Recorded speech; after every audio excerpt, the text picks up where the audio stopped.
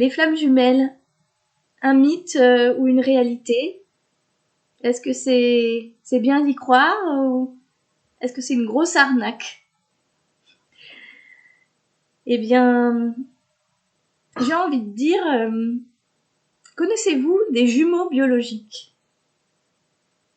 Alors peut-être pas autour de vous, mais il existe bien des témoignages, des histoires qu'on a racontées sur la connexion qui existe entre deux jumeaux biologiques, organiques, qui sont sortis de la même maman.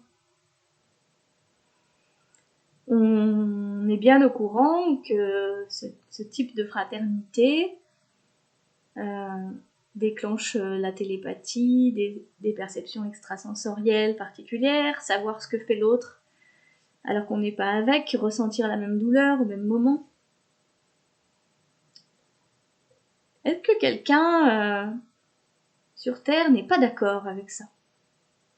Est-ce que quelqu'un vous dit, peut dire mais non, c'est n'importe quoi, les jumeaux organiques, ils ressentent pas ça du tout, c'est pas vrai. Ben voilà, c'est exactement pareil pour les flammes jumelles.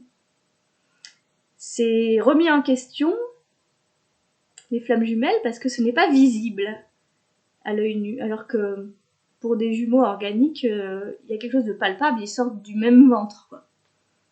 Et puis, on les croit quand on les entend dire ah non, on a eu la même douleur au même moment, etc.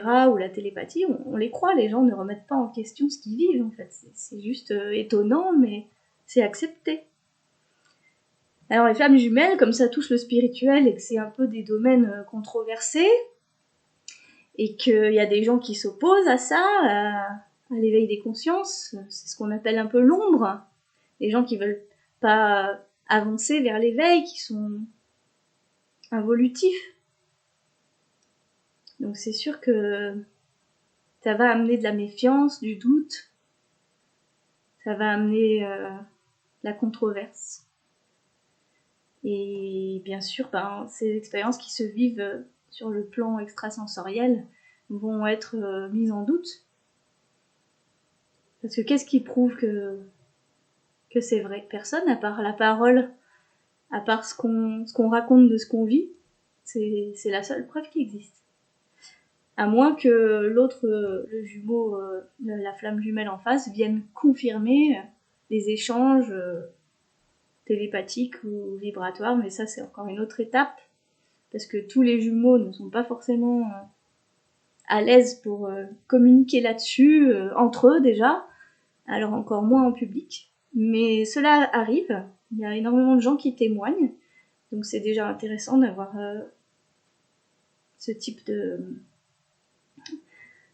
d'expérience qui se présente, où on peut trouver des infos de plus en plus. Voilà, donc mythe ou réalité, de toute façon, chacun est libre d'entendre si ça lui parle ou si ça lui parle pas, si ça résonne ou pas, et on n'est pas à 300% sûr. On est nombreux à vivre ça, donc on vient témoigner les uns envers les autres de ce vécu. Mais on est tous en train de vivre sur Terre avec une expérience à faire, et ça, il y a des choses qui nous dépasseront toujours. On saura jamais le fin mot de l'histoire, ça nous dépasse, c'est au-delà de l'univers. Mais j'ai bien aimé dans un livre qui s'appelle Kilomètre Zéro de Maud Ankawa, où elle explique les personnages sont en train de regarder un téléphone portable qui est au milieu du cercle, et chacun décrit depuis sa place ce qu'il voit. Et bien évidemment, personne ne décrit la même chose, et pourtant c'est le même objet.